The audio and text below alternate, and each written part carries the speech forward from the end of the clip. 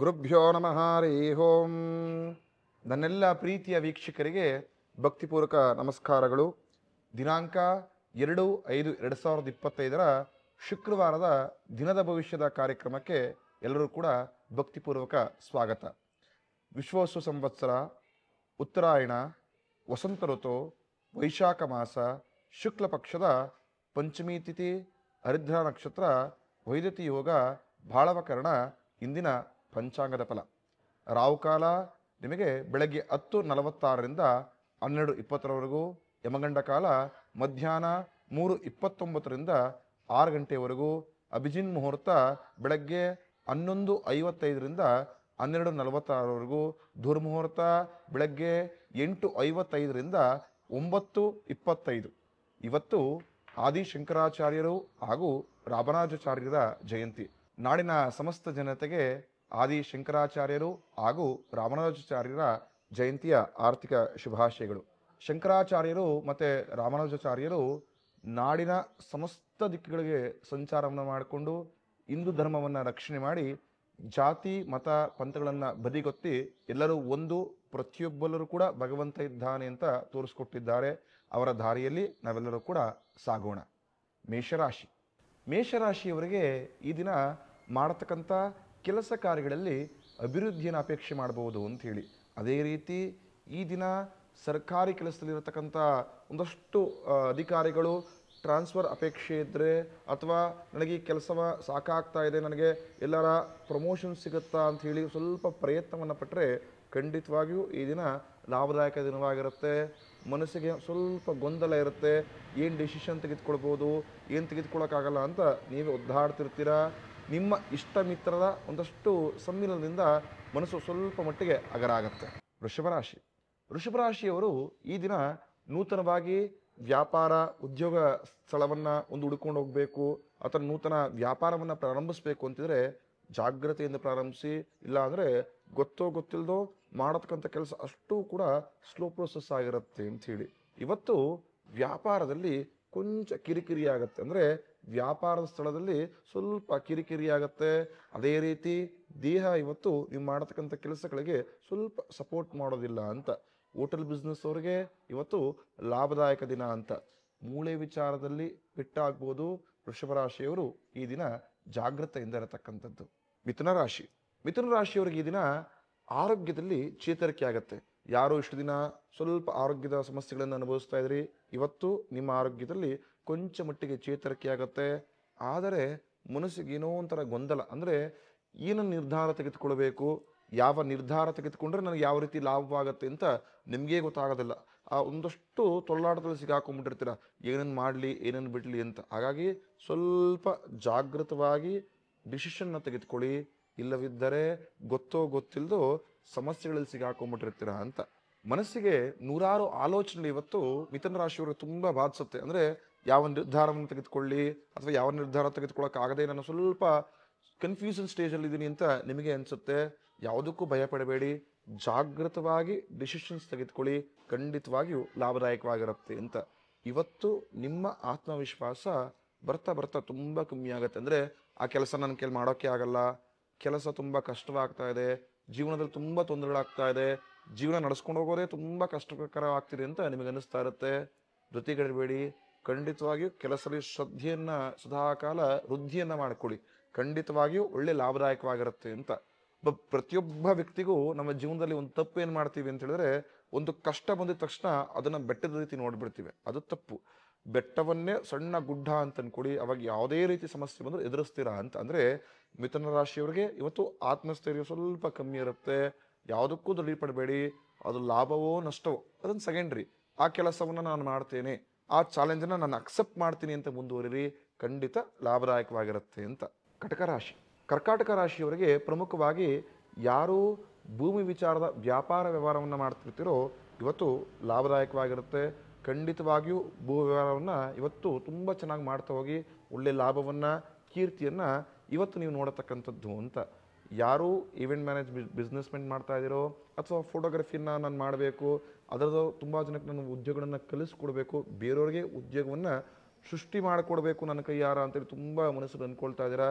ಇವತ್ತು ಮುನ್ನುಗ್ಗಿ ಖಂಡಿತ ಲಾಭದಾಯಕವಾಗಿರುತ್ತೆ ಅಂತ. ಆದರೆ ಇವತ್ತು ಗೊತ್ತೋ ಗೊತ್ತಿಲ್ಲದೋ ಮನಸ್ಸಿಗೊಂಥರ ನಿಮಗೆ ಹಿಂಸೆ. ಅಂದರೆ ಹಿಂದೆ ಹಳೆಯ ನಡೆದಂಥ ಒಂದು ಕಹಿ ಘಟನೆ ಇವತ್ತು ತುಂಬ ಬಾಧಿಸುತ್ತೆ. ಅದು ನಿಮಗೆ ಕೆಲಸ ಕಾರ್ಯವನ್ನು ಮಾಡೋದಕ್ಕೆ ಬಿಡೋದಿಲ್ಲ ಅಂತ. ಅಂದರೆ ಹಿಂದೆ ಈ ರೀತಿ ಘಟನೆ ಆಗೋಯಿತು, ನನ್ನಿಂದ ಇಂಥವ್ರಿಗೆ ಬೇಜಾರಾಗಿದೆ, ಅಥವಾ ನನಗೆ ಈ ತೀರ ದುಃಖ ಇನ್ನೊಬ್ರು ಮಾಡಿಬಿಟ್ರಲ್ಲ, ನಾನು ಯಾಕೆ ಈ ಕಷ್ಟಕ್ಕೆ ಸಿಗಾಕೊಂಡೆ ಅಂತ ಮನಸ್ಸಿಗೆ ಒಂದು ಸ್ವಲ್ಪ ಕಸಿ ಬಿಸಿ ಆಗುತ್ತೆ. ಕರ್ಕಾಟಕ ರಾಶಿಯವರು ಧೃತಿಗೆಡುವ ಅವಶ್ಯಕತೆ ಇಲ್ಲ. ಮಾಡತಕ್ಕಂಥ ತಪ್ಪನ್ನು ಸರಿ ಮಾಡ್ಕೊಳ್ಳೋಕ್ಕೆ ಇದು ಉತ್ತಮ ಸಮಯ ಅಂತ. ಈ ಸಮಯದಲ್ಲಿ ನೀವು ಯಾವ ತಪ್ಪನ್ನು ಮಾಡಿದರೆ ಅದನ್ನು ಸ್ವಲ್ಪ ಬದಿಗೊತ್ತು ಇನ್ನು ಮುಂದೆ ಆ ತಪ್ಪನ್ನು ನಾನು ಮಾಡಲ್ಲ ಅಂತ ಆತ್ಮವಿಶ್ವಾಸದೊಂದಿಗೆ ಮುನ್ನುಗ್ಗಿ ಮತ್ತೊಮ್ಮೆ ಆ ತಪ್ಪನ್ನು ರಿಪೀಟ್ ಮಾಡಬೇಡಿ. ಖಂಡಿತವಾಗಿಯೂ ಭವಿಷ್ಯದಲ್ಲಿ ಒಳ್ಳೆಯ ಕೀರ್ತಿಯನ್ನು ಮತ್ತು ಬೇರೆಯವರಿಗೆ ಸಹಾಯ ಮಾಡುವ ಸದ್ಗುಣವನ್ನು ಬೆಳೆಸ್ಕೊಳ್ತೀರಾ ಅಂತ. ಸಿಂಹರಾಶಿಯವರಿಗೆ ಇವತ್ತು ಸಂತೋಷ ದಿನ. ಅಂದರೆ ನೀವು ಮಾಡತಕ್ಕಂಥ ಕೆಲಸದಲ್ಲಿ ಮನಸ್ಸಿಗೆ ಏನೋ ಒಂಥರ ಸಂತೋಷವಾಗುತ್ತೆ. ಮನೆಯಲ್ಲಿ ಸಂಭ್ರಮದ ವಾತಾವರಣ, ಶುಭ ಕಾರ್ಯಕ್ರಮಗಳಿಗೆ ಭಾಗವಹಿಸುವ ಒಂದಷ್ಟು ಅವಕಾಶಗಳು ಸಿಗುತ್ತೆ. ಜಾಗೃತವಾಗಿರಿ ಸಿಂಹರಾಶಿಯವರು. ನೀವು ಆಡತಕ್ಕಂಥ ಮಾತುಗಳಿಂದನೇ ಇವತ್ತು ನಿಮಗೆ ಸಮಸ್ಯೆ ಆಗುತ್ತೆ, ನಿಷ್ಠೆಗಳಾಗತ್ತೆ ಅಂತ. ಅಂದರೆ ನಾವು ಯಾವ ರೀತಿ ಒಬ್ಬ ವ್ಯಕ್ತಿ ಜೊತೆ ಮಾತಾಡ್ತೀವಿ ಆ ಮಾತುಗಳು ನಮ್ಮ ಘನತೆಯನ್ನು ತೋರಿಸ್ಕೊಡುತ್ತೆ ಅಂತ. ಅಂದರೆ ಸಿಂಹರಾಶಿಯವರು ಗೊತ್ತೋ ಗೊತ್ತಿಲ್ಲದೋ ಏನನ್ನೋ ಕನ್ವೆ ಮಾಡೋಕ್ಕೋಗಿ ಇನ್ನೇನೋ ಕನ್ವೆ ಮಾಡಿಬಿಟ್ಟು ನಿಮಗೆ ನೀವೇ ಕಪ್ಪು ಚುಕ್ಕಿಯನ್ನು ಮಾಡ್ಕೊಳ್ಬೇಡಿ ಅಂತ. ಅಂದರೆ ಪ್ರತಿಯೊಬ್ಬ ವ್ಯಕ್ತಿ ಜೊತೆ ಮಾತಾಡಿ, ಆದರೆ ಮಾತು ಹಿಡಿತದಲ್ಲಿರಲಿ. ಯಾವ ವ್ಯಕ್ತಿಯೊಂದಿಗೆ ಎಷ್ಟು ಮಾತಾಡಬೇಕು ಅಷ್ಟೇ ಮಾತಾಡತಕ್ಕಂಥದ್ದು ಅಂತ. ಇಲ್ಲಾಂದರೆ ಸಮಸ್ಯೆಯನ್ನು ನೀವೇ ತಂದ್ಕೊಂಡ್ಬಿಡ್ತೀರಾ ಅಂತ. ಮಾಡತಕ್ಕಂಥ ವ್ಯಾಪಾರ ವ್ಯವಹಾರದಲ್ಲಿ ಅಲ್ಪ ಮಟ್ಟದ ಲಾಭವನ್ನು ನೋಡತಕ್ಕಂಥದ್ದು ಅಂತ.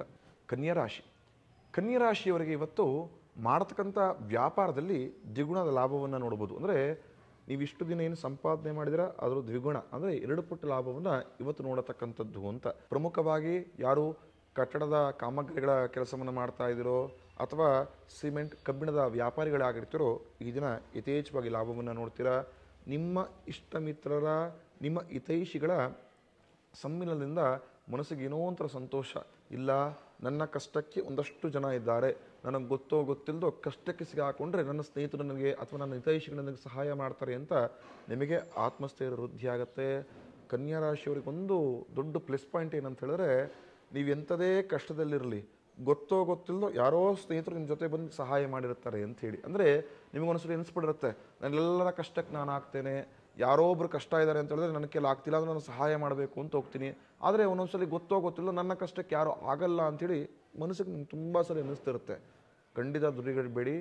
ಗೊತ್ತೋ ಗೊತ್ತಿಲ್ಲದೋ ಎಷ್ಟೋ ಸಲ ನಿಮಗೆ ಅರಿವಿರಲ್ಲದೆ ನಿಮಗೆ ಇನ್ಯಾರೋ ಬ್ಯಾಕ್ಗ್ರೌಂಡಿಂದ ಸಪೋರ್ಟ್ ಮಾಡಿರ್ತಾರೆ ಅಂತ. ಅಂದರೆ ನೀವು ಮಾಡತಕ್ಕಂಥ ಒಳ್ಳೆ ಕೆಲಸ ಭಗವಂತನ ಮುಖಾಂತರ ನಿಮ್ಮ ಕಷ್ಟ ಕಾಲದಲ್ಲಿ ಇನ್ಯಾರೋ ವ್ಯಕ್ತಿ ಬಂದು ನಿಮಗೆ ಸಹಾಯ ಮಾಡ್ತಾನೆ ಅಂತ. ಅಂದರೆ ಪ್ರತಿಯೊಬ್ಬರೂ ಕೂಡ ಇನ್ನೊಬ್ಬರಿಗೆ ಪರೋಪಕಾರವಾಗಿ ಸಹಾಯವನ್ನು ಮಾಡಬೇಕು ಅಂತ. ನಾವು ಮಾಡಿದ ಸಹಾಯ ಮುಂದಿನ ನಮ್ಮ ಕಷ್ಟ ಕಾಲದಲ್ಲಿ ಸಹಾಯವಾಗುತ್ತೆ ಅಂತ ಹೇಳಿ.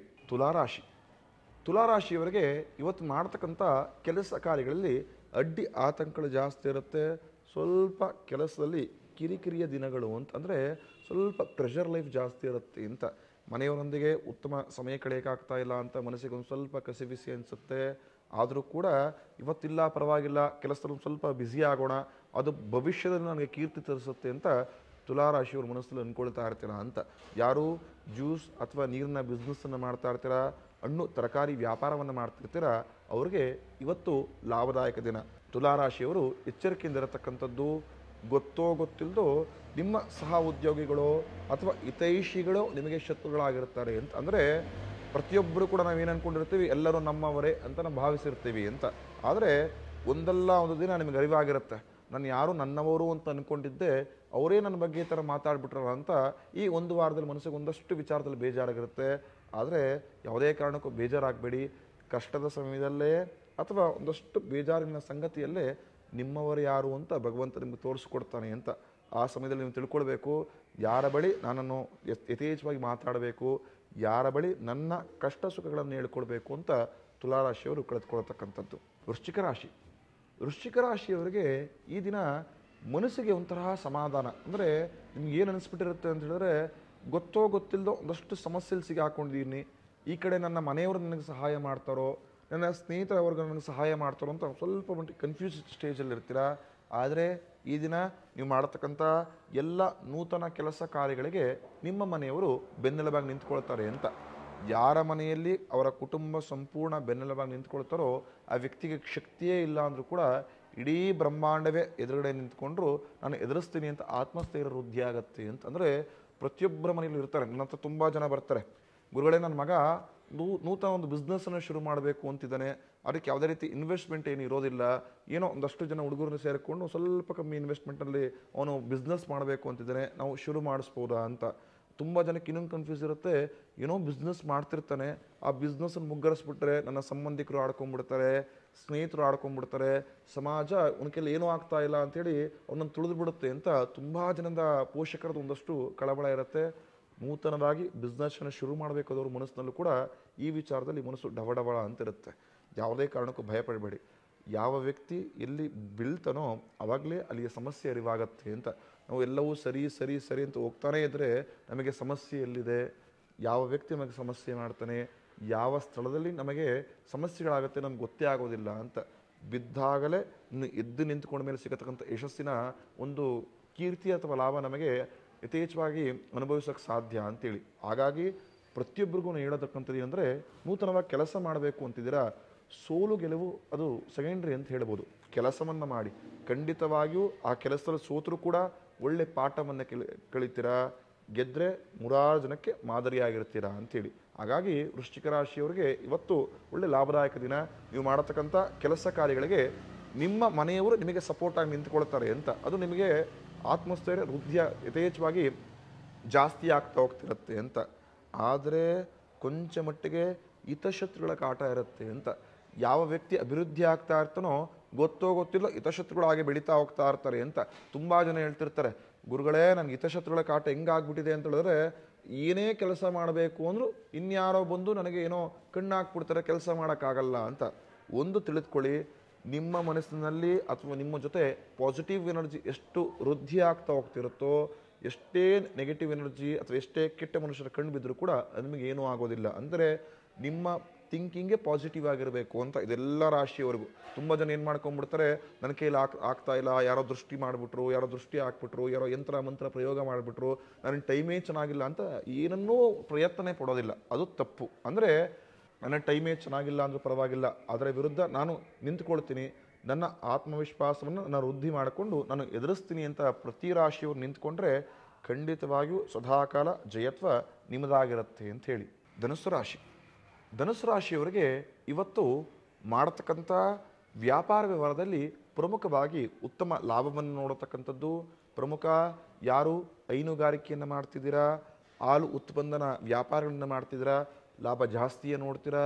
ಧನುಸ್ಸು ರಾಶಿಯಲ್ಲಿ ಜನನವಾದ ಒಂದಷ್ಟು ಜನರ ತಾಯಂದರಿಗೆ ಸ್ವಲ್ಪ ಆರೋಗ್ಯದ ಸಮಸ್ಯೆಯನ್ನು ನೋಡ್ತಾ ಇರ್ತಾರೆ. ಅಂದರೆ ನನ್ನ ತಾಯಿ ಗೊತ್ತೋ ಗೊತ್ತಿಲ್ಲೋ ಮಂಡಿ ನೋವನ್ನು ತುಂಬ ಬಳಲ್ತಾ ಇರ್ತಾರೆ, ಅಥವಾ ಸ್ವಲ್ಪ ಆರೋಗ್ಯದಲ್ಲಿ ಇವ್ರು ಚೇತರಿಕೆನೇ ಕಾಣ್ತಾ ಇಲ್ಲ ಅಂತ ತುಂಬ ಜನ ಅಂದ್ಕೊಳ್ತಾ ಇರ್ತೀರ, ಅಥವಾ ತುಂಬ ಜನ ಜ್ಯೋತಿಷಿಗಳ ಹತ್ರ ಹೋಗಿ ಕೇಳಿರ್ತೀರ.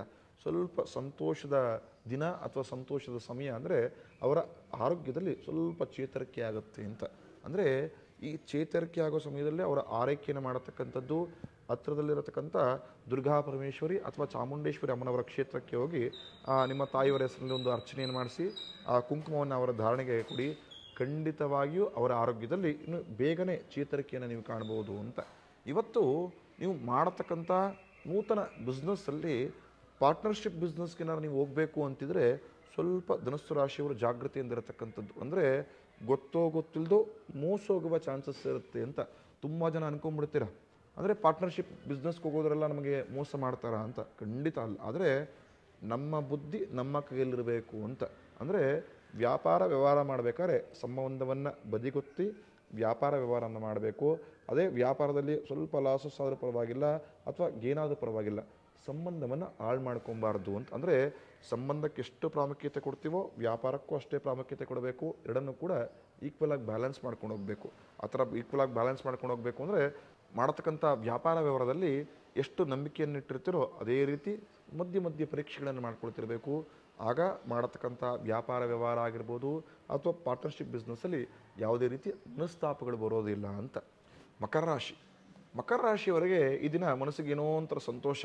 ಅಂದರೆ ಮಕರ ರಾಶಿಯವರು ಪ್ರತಿಯೊಬ್ಬರು ಒಂದಷ್ಟು ದಿನಗಳಿಂದ ಸಂತೋಷವಾಗಿರ್ತಾರೆ. ಅಂದರೆ ಗೊತ್ತೋ ಗೊತ್ತಿಲ್ಲದೋ 7.5 ವರ್ಷ 7.5 ಮುಗಿಸ್ಕೊಂಡಿರ್ತಾರೆ. ಮನಸ್ಸಿಗೊಂಥರ ಕಸಿಬಿಸಿ, ಗೊತ್ತೋ ಗೊತ್ತಿಲ್ಲದೋ ಕೋರ್ಟು ಕಚೇರಿ ಮನಸ್ತಾಪಗಳು, ಕುಟುಂಬದಲ್ಲಿ ಒಂದಷ್ಟು ಘರ್ಷಣೆ ಎಲ್ಲವನ್ನೂ ನೋಡಿರ್ತಾರೆ. ಮಕರ ರಾಶಿಯವ್ರ ಮನಸ್ಸಿಗೆ ಏನೋ ಒಂಥರ ಸಂತೋಷ ಆಗ್ಬೇಕಾದ್ರೆ ಪರವಾಗಿಲ್ಲಪ್ಪ, 7.5 ವರ್ಷ ಗೊತ್ತೋ ಗೊತ್ತಿಲ್ಲೋ ವನವಾಸ ಅಜ್ಞಾತವಾಸಗಳನ್ನು ಮುಗಿಸ್ಕೊಂಡಿದ್ದೇನೆ, ಈಗಾರ ಮನಸ್ಸಿಗೆ ಏನೋ ವಿಧವಾದಂಥ ಸಂತೋಷವಾಗ್ತಿದೆ ಅಂತ ಸ್ವಲ್ಪ ಆರಾಮ್ಸೆ ಅಂದ್ಕೊಂಡಿರ್ತಾರೆ. ಯಾರು ದೂರದ ಪ್ರಯಾಣವನ್ನು ನಾಳೆ ಮಾಡ್ತಾ ಇದ್ರೋ ಸ್ವಲ್ಪ ಜಾಗ್ರತೆಯಿಂದ ಪ್ರಯಾಣಿಸತಕ್ಕಂಥದ್ದು, ಇಲ್ಲಾಂದರೆ ಮಾಡತಕ್ಕಂಥ ಪ್ರಯಾಣದಲ್ಲಿ ಅಡೆತಡೆಗಳು ಜಾಸ್ತಿ ಆಗುತ್ತೆ. ಕುಟುಂಬಸ್ಥರ ಹಿತೈಷಿಗಳ ಸಮ್ಮಿಲನದಿಂದ ಮನಸ್ಸಿಗೆ ಏನೋ ಒಂಥರ ಸಂತೋಷ ವೃದ್ಧಿ ಆಗುತ್ತೆ. ಯಾರಿಗೆ ಆರೋಗ್ಯ ಸಮಸ್ಯೆ ಇರುತ್ತೆ ಸ್ವಲ್ಪ ಆರೋಗ್ಯದಲ್ಲೂ ಕೂಡ ಚೇತರಿಕೆಯನ್ನು ಕಾಣ್ಬೋದು ಅಂತ. ಯಾರು ಹಣಕಾಸಿನ ವ್ಯವಹಾರವನ್ನು ಮಾಡ್ತೀರಾ ಅಥವಾ ಯಾರು ನಾಳೆ ಶೇರ್ ಮಾರ್ಕೆಟಲ್ಲಿ ಇನ್ವೆಸ್ಟ್ ಮಾಡಬೇಕು ಅಂತಿದ್ರೆ ಜಾಗ್ರತೆಯಿಂದ ಮಾಡತಕ್ಕಂಥದ್ದು. ಸ್ವಲ್ಪ ಯಾಮಾರಿದರೂ ಸ್ವಲ್ಪ ಲಾಸಸ್ ಕಡೆ ಹೋಗ್ಬೋದು ಅಂತ. ಕುಂಭರಾಶಿಯವರಿಗೆ ಮಾಡತಕ್ಕಂಥ ಎಲ್ಲ ಕೆಲಸ ಕಾರ್ಯಗಳಲ್ಲೂ ಈ ದಿನ ಒಳ್ಳೆ ಅಪೇಕ್ಷೆಯನ್ನು ನೋಡತಕ್ಕಂಥದ್ದು. ಅಂದರೆ ಒಳ್ಳೆಯ ಲಾಭವನ್ನು ನೋಡ್ಬೋದು. ಯಾರು ವ್ಯವಹಾರವನ್ನು ಮಾಡ್ತಿರ್ತೀರೋ ಅವ್ರಿಗೆ ನಾಳೆ ಮಿಶ್ರ ಫಲದ ಅಪೇಕ್ಷೆ ಮಾಡ್ಬೋದು. ಯಾರು ಗೃಹಿಣಿಯರಿರ್ತಾರೋ ಅವರಿಗೆ ನಾಳೆ ಒತ್ತಡದ ದಿನವಾಗಿರುತ್ತೆ. ಕೆಲಸ ಕೆಲಸ ಕೆಲಸ ಅಂತ ಸಂಪೂರ್ಣ ಇಡೀ ದಿನವನ್ನು ಕೆಲಸದಲ್ಲಿ ತೊಡಗಿಸ್ಕೊಂಡ್ಬಿಡ್ತೀರಾ ಅಂತ.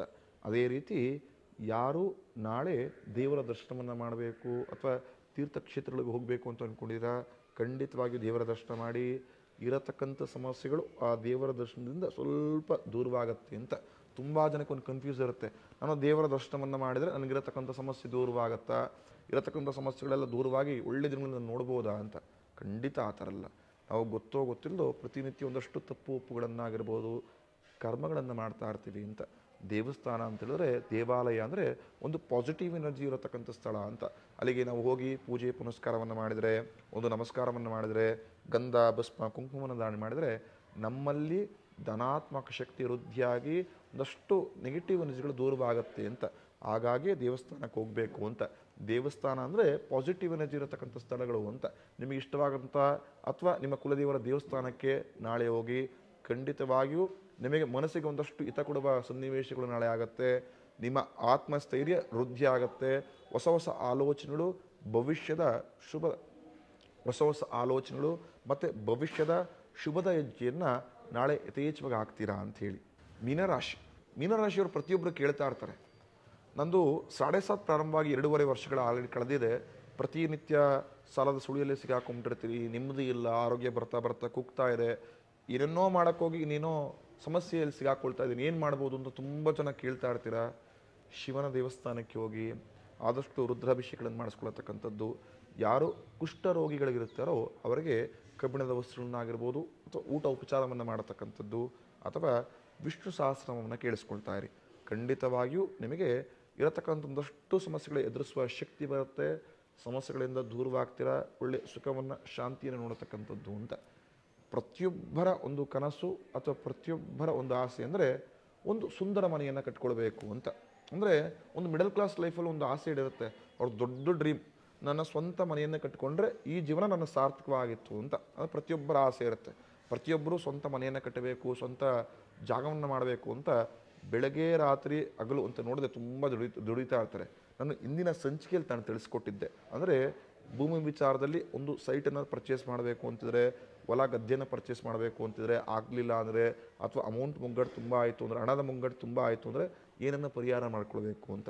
ಈ ದಿನ ನಿಮ್ಮ ಹತ್ರ ಒಳ್ಳೆ ಸೈಟ್ ಇದೆ, ನಿಮ್ಮ ಹತ್ರ ದುಡ್ಡು ಇದೆ, ಮನೆ ಕಟ್ಟಿಸ್ಕೊಳಕ್ಕಾಗ್ತಾ ಇಲ್ಲ. ತುಂಬ ಜನಕ್ಕೆ ಮನೆ ತೆಗೆದುಕೊಳ್ಬೇಕು ಅಂತ ಅಥವಾ ಮನೆ ಕಟ್ಟಿಸ್ಬೇಕು ಅಂತ ಆಸೆ ಇರುತ್ತೆ, ಅವ್ರ ಹತ್ರ ಹಣಕಾಸು ಇರೋದಿಲ್ಲ. ಇದಕ್ಕೆಲ್ಲವೂ ಪರಿಹಾರ ಲಕ್ಷ್ಮಿ ಅನುಗ್ರಹ ಅಂತ. ಅಂದರೆ ಯಾರ ಮನೆಯಲ್ಲಿ ಪ್ರತಿ ಶುಕ್ರವಾರ ತುಪ್ಪದ ದೀಪವನ್ನು ಹಚ್ಚಿ ಲಕ್ಷ್ಮಿಗೆ ಕುಂಕುಮ ಅರ್ಚನೆಯನ್ನು ಮಾಡ್ತಾ ಬರ್ತಿರೋ ಖಂಡಿತವಾಗಿಯೂ ಲಕ್ಷ್ಮಿಯ ಮನೆಯಲ್ಲಿ ವೃದ್ಧಿ ಆಗ್ತಾ ಹೋಗ್ತವೆ ಅಂತ. ಅಂದರೆ ಪ್ರತಿ ಶುಕ್ರವಾರ ಹೆಣ್ಮಕ್ಳು ಬೆಳಗ್ಗೆ ಬ್ರಹ್ಮ ಅಥವಾ ಬ್ರಾಹ್ಮಿ ಮುಹೂರ್ತದಲ್ಲಿ ಎದ್ದು ಇಡೀ ದೇವರ ಮನೆಯನ್ನು ಶುಚಿ ಮಾಡತಕ್ಕಂಥದ್ದು. ನಂತರ ವಿಗ್ರಹಗಳಿಗೆ ಉತ್ತಮ ಮಂಗಳ ದ್ರವ್ಯವನ್ನು ಅರ್ಪಿಸಿ ಪುಷ್ಪಗಳನ್ನು ಅಲಂಕೃತ ಮಾಡಿ ಪ್ರಮುಖವಾಗಿ ತುಪ್ಪದ ದೀಪವನ್ನೇ ಹಚ್ಚತಕ್ಕಂಥದ್ದು ಅಂತ. ನಂತರ 2 ವೀಳ್ಯದೆಲೆಗೆ 2 ಚೂರು ಅಡಕೆಯನ್ನು ಇಟ್ಕೊಂಡು 2 ಚಿಲ್ಲರೆ ನಾಣ್ಯವನ್ನು ಇಟ್ಕೊಂಡು ಅದರ ಮೇಲೆ ಓಂ ಮಹಾಲಕ್ಷ್ಮೀ ನಮಃ ಅಂತ ಅರ್ಚನೆಯನ್ನು ಮಾಡ್ತಕ್ಕಂಥದ್ದು ಕುಂಕುಮಾರ್ಚನೆ. ಅಥವಾ ನಿಮಗೆ ಅಷ್ಟೋತ್ತರ ಆ್ಯಪ್ಗಳಲ್ಲಿ ಸಿಗುತ್ತೆ, ಅದನ್ನು ನೋಡಿಕೊಂಡು ಕುಂಕುಮಾರ್ಚನೆ ಮಾಡಿ ಆ ಪ್ರಸಾದವನ್ನು ಪ್ರತಿನಿತ್ಯ ಹಣೆಗೆ ಧಾರಣೆ ಮಾಡಿದರೆ, ಮತ್ತು ಯಾವ ಚಿಲ್ಲರೆ ನಾಣ್ಯವನ್ನು ನೀವು ಅರ್ಚನೆಗೆ ಬಳಸ್ಕೊಂಡಿರ್ತೀರ ಅದನ್ನು ನೀವು ವ್ಯಾಪಾರ ವ್ಯವಹಾರ ಅಥವಾ ಮನೆಯಲ್ಲಿ ಎಲ್ಲಿ ಬೀರಲ್ಲಿ ಲಕ್ಷ್ಮಿ ಇಡ್ತಿರೋ ಅಲ್ಲಿ ಇಡತಕ್ಕಂಥದ್ದು ಖಂಡಿತವಾಗಿಯೂ ಮನೆಯಲ್ಲಿ ಲಕ್ಷ್ಮಿ ವೃದ್ಧಿ ಆಗ್ತಾ ಹೋಗ್ತಾಳೆ. ನೀವೇನು ನೂತನ ಕಟ್ಟಡವನ್ನು ಕಟ್ಟಬೇಕು ಅಂತಿದ್ದೀರಾ, ನೂತನ ಮನೆಯನ್ನು ಪರ್ಚೇಸ್ ಮಾಡಬೇಕು ಅಂತಿದ್ದೀರಾ, ಅದರ ಮೇಲೆ ಖಂಡಿತವಾಗಿಯೂ ಲಕ್ಷ್ಮಿ ಅನುಗ್ರಹವಾಗುತ್ತೆ. ಆದಷ್ಟು ಬೇಗ ಉತ್ತಮ ಗೃಹ ನಿರ್ಮಾಣ ಕನಸು ಈಡೇರುತ್ತೆ ಅಂಥೇಳಿ ನಾಳೆ ಸಂಚಿಕೆಯಲ್ಲಿ ಸಿಗೋಣ. ಪ್ರತಿಯೊಬ್ಬರಿಗೂ ಕೂಡ ಆ ಭಗವಂತ ನಿಮ್ಮ ಮನಸ್ಸಿನ ಎಲ್ಲ ಇಷ್ಟಾರ್ಥವನ್ನು ಈಡೇರಿಸಿಕೊಳ್ಳಲಿ. ಶುಭಮಸ್ತು. ನಮ್ಮ ಕನ್ನಡ ಫೇಸ್ಬುಕ್ ಪೇಜ್ನ ಲೈಕ್ ಮಾಡಿ, ಯೂಟ್ಯೂಬ್ ಚಾನೆಲ್ನ ಸಬ್ಸ್ಕ್ರೈಬ್ ಮಾಡಿ. For more updates click on the bell icon. ನಮ್ಮ ಕನ್ನಡ ಡಿಜಿಟಲ್ ಮೀಡಿಯಾ.